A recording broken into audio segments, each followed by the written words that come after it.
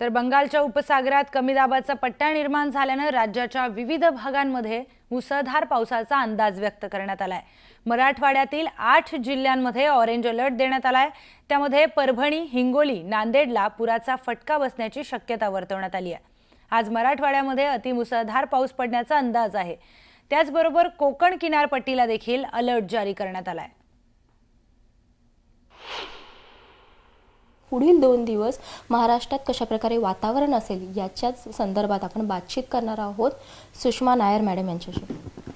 Ma'am, आता आपण जी परिस्थिती पाहतोय त्या अनुषंगाने काही जिल्ह्यांमध्ये जोरदार पाऊस पडतो तर काही ठिकाणी कमी पाऊस पडतो। मग पुढील 2 दिवस कसं वातावरण असणार एकंदरीत महाराष्ट्रात?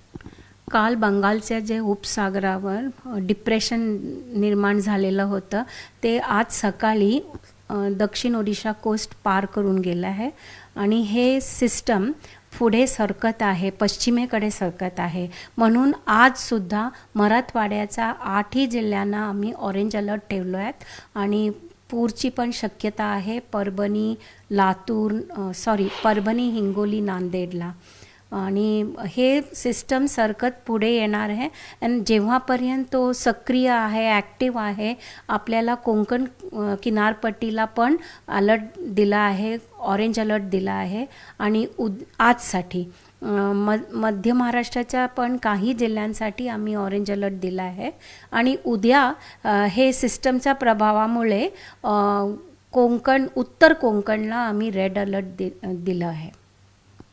मुंबईमध्ये कशी परिस्थिती असणार आहे? मुंबईला कोणता अलर्ट जारी करण्यात आलेला आहे? मुंबईला आज आहे ऑरेंज अलर्ट आणि उद्या हे सिस्टम बघून आम्ही रेड अलर्ट संपूर्ण नॉर्थ कोकण, उत्तर कोकणला दिला आहे। 4ही जिल्ह्यांमध्ये रायगड, ठाणे, मुंबई आणि पालघरला रेड अलर्ट ठेवला आहे। उद्या शक्यता आहे if this system does not weaken आपल्याला एक्स्ट्रीमली हेवी रेनफॉल 1-2 ठिकाणी आयसोलेटेड प्लेसेसमध्ये मिळण्याची शक्यता आहे, म्हणून रेड अलर्ट ठेवला आहे। आता ज्याप्रमाणे वातावरण आहे महाराष्ट्रात काही ठिकाणी जोरदार पाऊस पडते, पूर परिस्थिती निर्माण झालेली आहे, तिथली परिस्थिती आणखी बिकट होण्याची शक्यता आहे का या दरम्यान? आजचा दिवस मराठवाड्यात होणार आहे, खूप अतिमुसळधार पावसाची शक्यता आहे, पण 2 दिवसानंतर स्थिती इम्प्रूव्ह होणार आहे। एकंदरीतच संपूर्ण महाराष्ट्रामध्ये कशा प्रकारे वातावरण असणार आहे, कोणत्या कोणत्या ठिकाणी पाऊस पडणार आहे, तर कोणत्या ठिकाणी पूर परिस्थिती निर्माण होऊ शकते याचा अंदाज जो आहे तो हवामान खात्याकडून व्यक्त करण्यात आलेला आहे। त्याच संदर्भात आपण सुषमा नायर मॅडम यांच्याशी बातचीत केलेली आहे।